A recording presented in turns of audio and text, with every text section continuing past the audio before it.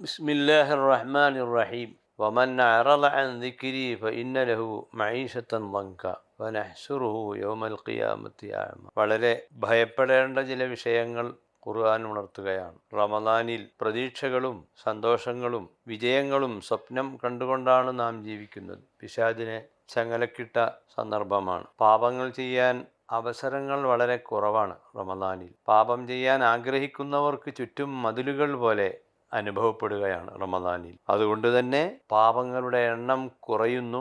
പാപികളെല്ലാം പശ്ചാത്തപിച്ച് മടങ്ങി നന്നാവാൻ പരിശ്രമിക്കുകയും ആ പരിശ്രമം വിജയിക്കുകയും ചെയ്യുന്നു. അപ്പോഴും ഭയപ്പെടേണ്ട ഒരു കാര്യം സൂറത്തു ത്വാഹ എന്ന അധ്യായത്തിൽ 124 വാക്യത്തിൽ പറയുന്നത്, ആരെങ്കിലും അള്ളാഹുവിനെ സ്മരിക്കുക എന്ന ദിക്റിൽ നിന്ന് മാറിപ്പോയാൽ അവന് കടുത്ത പ്രയാസങ്ങൾ വരും എന്നാണ് ഖുർആൻ പറയുന്നത്. ദിക്റുകൾ മറന്നുപോയാൽ, ദിക്റുകൾ ഉപേക്ഷിച്ചാൽ, ദിക്റുകൾ ചൊല്ലാതിരുന്നാൽ, ദിക്റുകൾ അവഗണിച്ചാൽ, ദിക്റിൻ്റെ സദസ്സുകളെ പരിഗണിക്കാതിരുന്നാൽ, അള്ളാഹുവിനെ പറ്റിയുള്ള ഓർമ്മ കുറഞ്ഞു പോയാൽ, അത് കുറച്ച് കളഞ്ഞാൽ കടുത്ത പരീക്ഷണങ്ങൾ, വളരെ പ്രയാസമുള്ള അവസ്ഥകൾ മനുഷ്യന് വന്നു ചേരും എന്ന് സൂറത്തു ത്വാഹ 123 പറയുന്നു. വമൻ അഅറദ അൻ ദിക്രി ഫഇന്ന ലഹു മഈശത്തൻ ളൻക.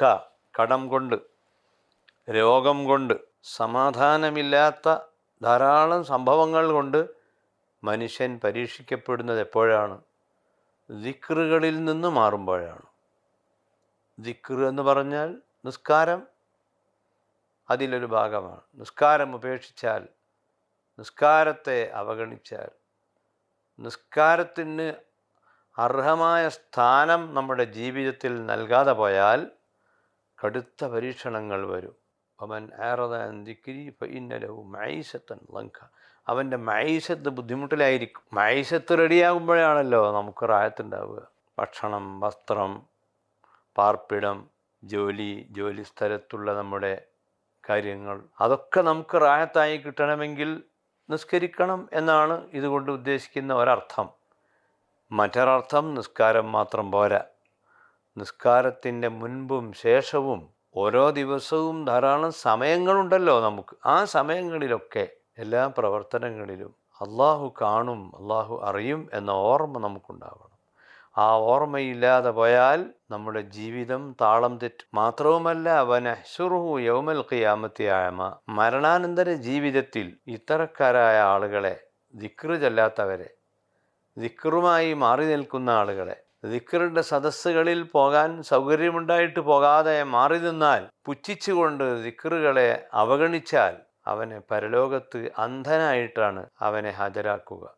അപ്പോൾ അവൻ ചോദിക്കും, ഞാൻ 2 കണ്ണുള്ളവനായിരുന്നുവല്ലോ ഭൗതിക ജീവിതത്തിൽ. അവന് ലഭിക്കുന്ന മറുപടി, നിനക്ക് നാം നൽകിയ ഉപദേശത്തെ നീ അവഗണിച്ചു, ദിക്റുകളെ നീ അവഗണിച്ചു, ഉത്ബോധനങ്ങളെ നീ 2ാം സ്ഥാനത്തേക്ക് മാറ്റി, പ്രാർത്ഥനകളിൽ നിന്ന് നീ വിട്ടുനിന്നു.